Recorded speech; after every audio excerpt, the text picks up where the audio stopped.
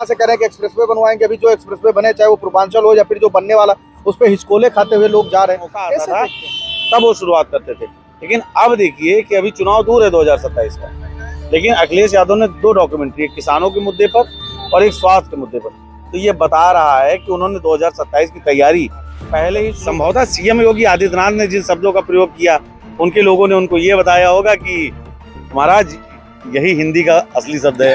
अखिलेश यादव ने जो कहा, जैसे कि ये शब्द उर्दू के प्रयोग किए गए, अखिलेश के उनके साथ वाले लोगों ने बताया होगा कि साहब ये उर्दू शब्द हैं। योगी वायरल खूब हुए थे, उन्होंने कहा कि ये उनका वही रवैया है, उनका वही भाषा है, वही अस्तर है। दूसरी चीज फिर उन्होंने कहा कठमुल्ला कि कई विधायकों ने कार्यवाही की मांग की, विधानसभा की प्रोसीडिंग से उसको हटाने की बात। मेरा नाम संजय पांडे और इस वक्त हमारी मौजूदगी उत्तर प्रदेश की राजधानी लखनऊ में है। लखनऊ इसलिए भी चर्चा का केंद्र बिंदु बना है क्योंकि यहाँ की जो योगी सरकार है वो अपना 9वां बजट पेश की है। ये बजट कोई छोटी मोटी नहीं है, 8.5 लाख करोड़ रुपए का ये बजट है। ऐसे में हमारे सहयोगी नितेश जी हैं, उनसे भी हम बातचीत करेंगे क्योंकि देखा गया है कि ये बजट जैसे ही सरकार ने पेश किया, वैसे ही जो समाजवादी पार्टी के मुखिया है, पूर्व मुख्यमंत्री अखिलेश यादव ने प्रेस कॉन्फ्रेंस बुलाई और कई तरीके के गंभीर आरोप भारतीय जनता पार्टी और उत्तर प्रदेश की योगी सरकार पर उन्होंने लगाया है।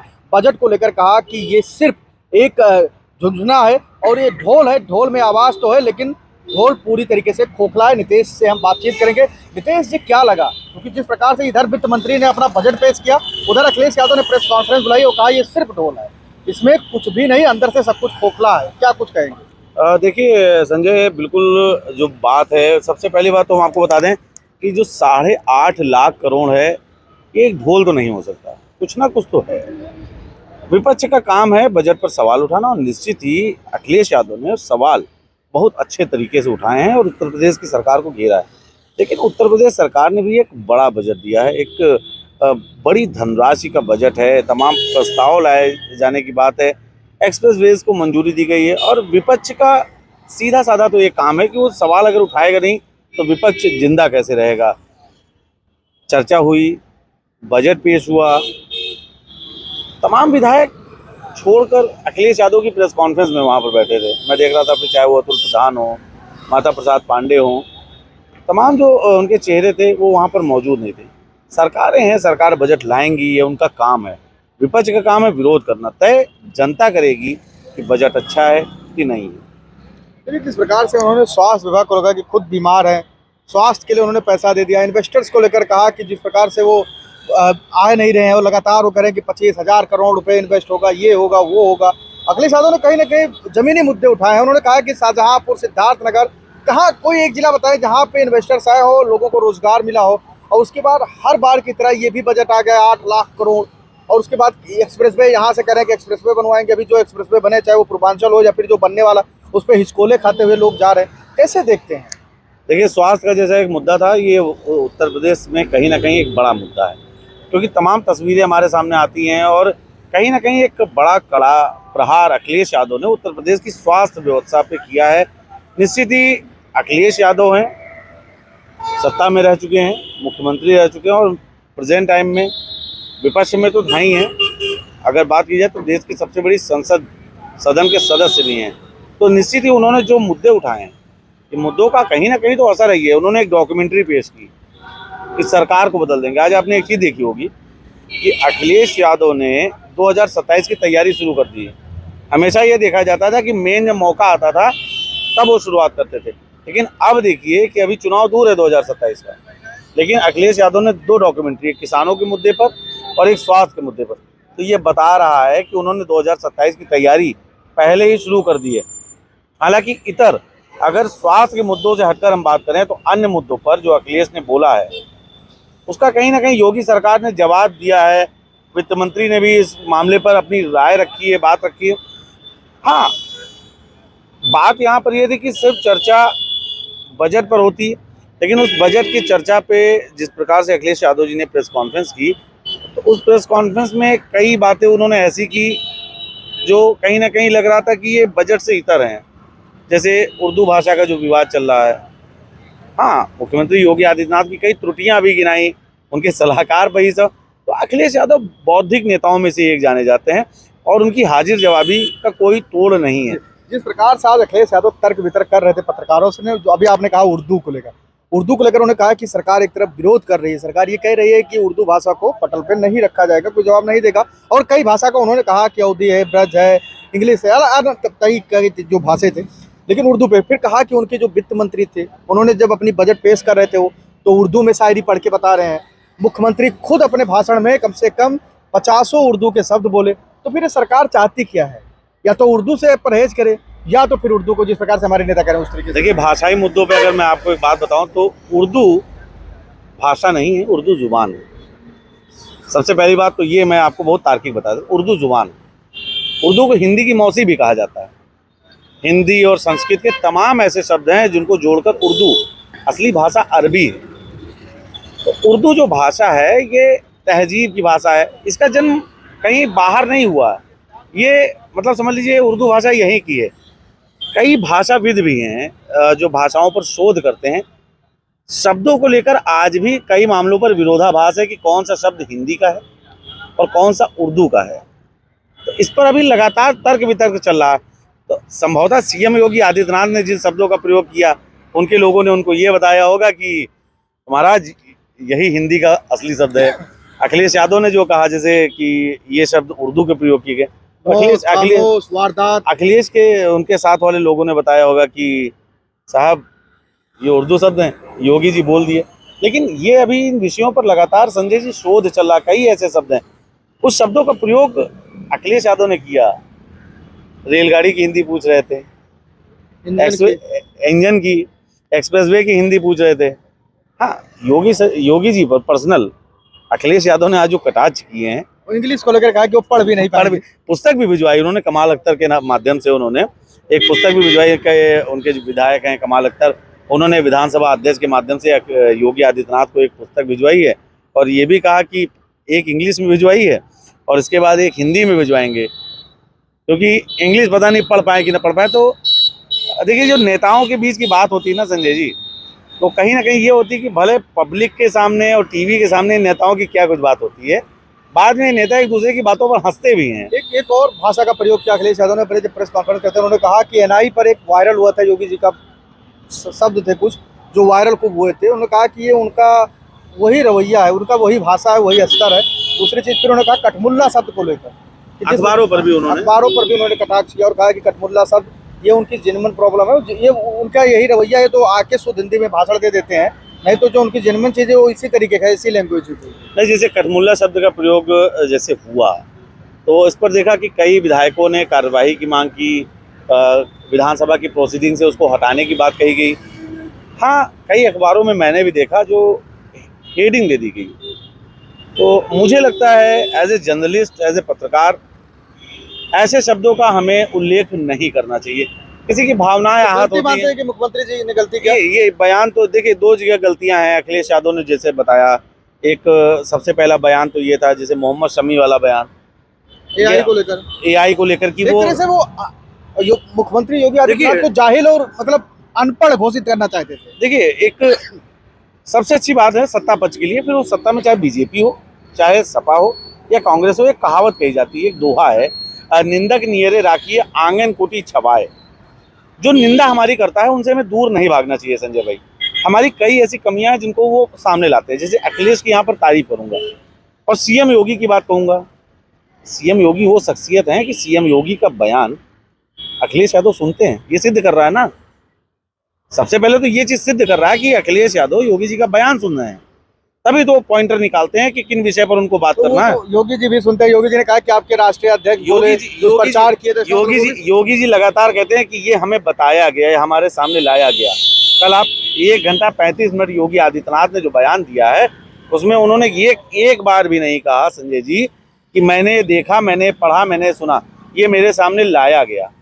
लेकिन जिस प्रकार से डिजिटल के लेकर विपक्षी दल थे, जो विपक्षी नेता थे, प्रतिपक्ष से माता प्रसाद पांडे और समाजवादी पार्टी के जो भी नेता थे, वो डिजिटल कुंभ को लेकर सवालिया निशान खड़े करते। फिर मुख्यमंत्री योगी सवालिया निशान नहीं खड़ा कर पा रहा था संजय जी। बिल्कुल बता दूं, अखिलेश यादव के बिना विधानसभा सदन सूना है। समाजवादी पार्टी के एक भी नेताओं के अंदर हिम्मत नहीं है जो वो योगी आदित्यनाथ का सामना कर पाए या कर पा रहे हो। देखिए, लेट मी कंप्लीट। पहली चीज मैं बता दूं, कि इस पूरे सदन में जो चर्चा आज प्रेस कॉन्फ्रेंस के माध्यम से हुई, सोचिए ये चर्चा अगर विधानसभा भवन के अंदर हो रही होती, ये कितनी सार्थक होती। इससे आप सहमत हैं कि नहीं? नहीं, मैं बिल्कुल सहमत हूँ, लेकिन आज उसी बात का जब उनके जो नेता थे जवाब नहीं दे पाए डिजिटल कुंभ को लेकर, और योगी आदित्यनाथ ने जवाब भी दिया, मुख्यमंत्री जी ने, उन्होंने साफ तौर पे कहा कि डिजिटल कुंभ जिस आप लोग जो बातें कर रहे हैं, डिजिटल कुंभ के माध्यम खोया पाया सेंटर का उन्होंने जिक्र किया कि 22,000 लोगों को मौनी अमावस्या के दिन मिलवाया गया, 8,500 का ये आंकड़ा रहा, ये कई तरह के आंकड़े वो डिजिटल कुंभ के माध्यम से उन्होंने गिनाया। लेकिन आज उसी डिजिटल कुंभ को लेकर अखिलेश यादव ने एक बड़ा प्रश्न खड़ा किया। वो प्रश्न ये था कि डिजिटल कुंभ था तो सीसीटीवी फुटेज क्यों नहीं जारी किया गया। तमाम ड्रोन झूठी, अगली कुंभ में तमाम ड्रोन ऐसे थे जिनको झूठा और नकली बताया गया था। और फिर जब आपके जो वहाँ के एसटीएफ गई थी तो उन्होंने कहा ये कोई साजिश है, कोई षड्यंत्र है। और उसके बाद उन्होंने कहा कि 16,000 फ़ोन को यहीं पे ट्रेस किया जा रहा है उस समय, उस घटना जब घटी। तो फिर जब आप कह रहे हैं एक तरफ कि 16,000 थे, 32,000 थे, तो आप फिर फुटेज और सारी चीज़ों को क्यों नहीं आप कह रहे हैं कि उसको जारी कर रहे हैं जनता के? संजय भाई देखिए, यहाँ पर एक चीज आपको बता दूं, एक होती न्यायपालिका, एक होती कार्यपालिका। एक आयोग का गठन किया गया है, एक कमेटी बनाई गई पूर्व जस्टिस की। जब कभी किसी चीज की इन्वेस्टिगेशन हो रही होती तो जो तमाम बिंदु हैं वो फिर शासन उसको अपने हाथ से बाहर कर देता है। फिर सरकारी जो वहाँ मशीनरी है वो उन जांचों को आगे नहीं कर सकती, क्योंकि साक्ष्य अधिनियम ये कहता है कि जब किसी की टीम इस चीज़ को जांच कर रही तो उसको कोई और रिवील नहीं कर सकता। ये गंभीरता है एक मामले की। जब जस्टिस की टीम उसकी जांच कर रही है तो उन्होंने तमाम साक्ष्य अपने पास लिए होंगे। सीसीटीवी जांच करने की बात है, सीसीटीवी अभी तो जांच चल रही है ना कि सीसीटीवी फुटेज ली गई हैं, इसकी जांच की जाएगी। कैमरे लगे थे, उन कैमरों को इसका मतलब कहीं ना कहीं देखा गया, क्योंकि एसटीएफ हो या एटीएस हो, हवा में तो कोई बयान दे नहीं देंगे कि कुछ साजिश की बू लग रही है।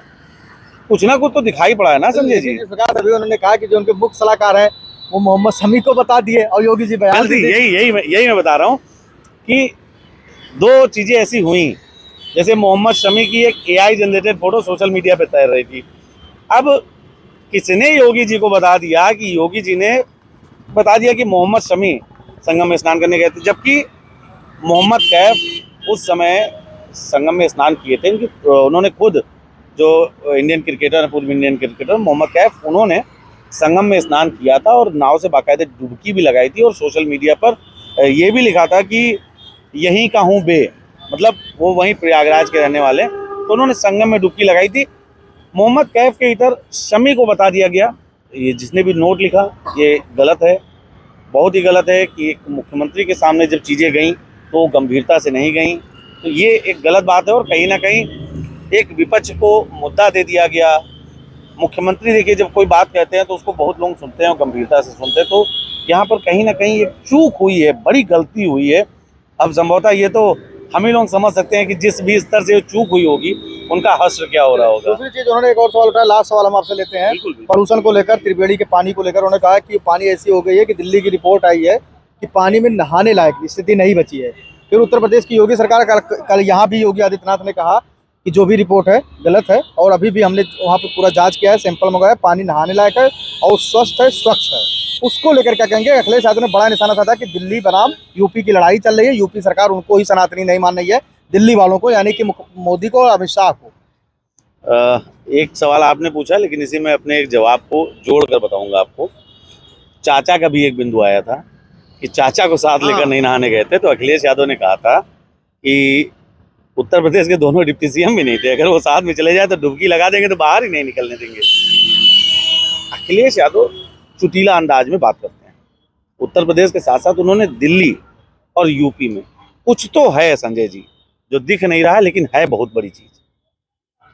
एनजीटी ने रिपोर्ट दी कि संगम का जो जल है उसमें एक विशेष प्रकार का बैक्टीरिया है जो लोगों को नुकसान कर सकता है, इन्फेक्टेड कर सकता है, फैकल बैक्टीरिया।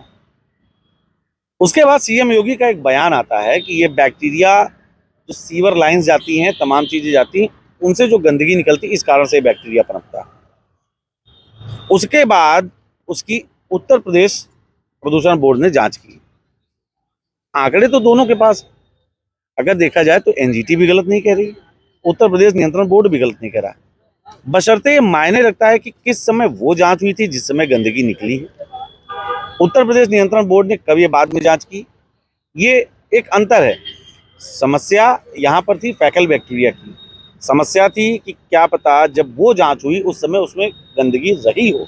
इस बात को इनके भाई एनजीटी अगर कोई चीज़ को ग्रेविटी के साथ कह रहा है, नेशनल ग्रीन ट्रिब्यूनल एक जिम्मेदार संस्था है, जिम्मेदार है, उसने तमाम बड़े आदेश दिए, हवा में वो भी कोई बात नहीं कहेंगे। लेकिन उत्तर प्रदेश बोर्ड भी अब इस रिपोर्टों के आधार पर ये प्रस्तुत कर देना कि दिल्ली और यहाँ पर कुछ चल रहा है, तो ये तो एक इसका देखिए राजनीतिकरण हो गया, एक राजनीति, एक पॉलिटिकल वो हो गया कि इन लोगों में पटरी नहीं खा रही है। पटरी ना खा रही होती तो योगी आदित्यनाथ का ही सबसे बड़ा परिणाम है, दिल्ली में जीत हासिल हुई है। भाई दिल्ली की जीत में योगी आदित्यनाथ का देखिए रिकॉर्ड फिर एक बार मेंटेन हुआ 98। तो कहीं ना कहीं जो चीजें हैं, महाकुंभ देखिए, अब कांग्रेस की एक नेता हैं आराधना मिश्रा मोना, ममता बनर्जी ने एक बयान दिया, शंकराचार्य ने उस बयान से सहमति जताई, आराधना मिश्रा मोना ने साफ तौर पे कह दिया कि महाकुंभ को मृत्यु कुंभ कहना गलत है। क्यों? क्योंकि आराधना मिश्रा मोना ने साफ तौर पर कह दिया कि हम सनातनी, महाकुंभ बड़ी आस्था का विषय संजय बन चुका है। हम लोगों ने लगातार वहां से रिपोर्ट किया है, लोगों को समस्याएं हैं, परेशानी है, 25-25 किलोमीटर पैदल चले। तमाम लोग कह रहे हैं कि 12 किलोमीटर, मैं कह रहा हूँ 25-25 किलोमीटर लोग पैदल चले। लेकिन उन पैदल चलने वालों से आपने भी बात की, हमने भी बात की, उनका जवाब क्या था संजय जी, ये बताइए, आप बताइए। तो साफ तौर पे कहना था कि हम लोग आ रहे हैं, हमारी आस्था है, श्रद्धा है, और ये महाकुंभ है, हम लोगों का बड़ा पुण्य कई जन्मों का। हम आपको एक बात और भी बता दें, महाकुंभ अकेली एक ऐसी जगह नहीं जहाँ लोग पैदल जा रहे हैं। वैष्णो देवी जाइए कभी, आपको कितना चढ़ना पड़ता है। पूर्णागिरि जाइए, कितनी सीढ़ियाँ आपको चढ़नी पड़ती हैं। चलिए, मानसरोवर का रास्ता कितना कठिन है। केदारनाथ जाइए आप, रास्ता कितना कठिन है। बद्रीधाम जाइए आप, रास्ता कितना कठिन है। आप एक तरफ ईश्वर भी प्राप्त करना चाहते हैं, ईश्वर का आशीर्वाद भी प्राप्त करना चाहते हैं, और चाहते हैं कि तमाम शरीर को आप अपने सुख देकर जाए। ईश्वर की प्राप्ति तपस्या के बाद ही होती, तमाम तपस्याएं करनी पड़ती, तमाम। कुल मिलाकर मेरा जो कहना है, बजट पर जो अखिलेश यादव ने प्रेस कॉन्फ्रेंस के माध्यम से कहा, ये बहस अगर विधानसभा से मिलती तो उत्तर प्रदेश की जनता ज़्यादा रोमांचित होती।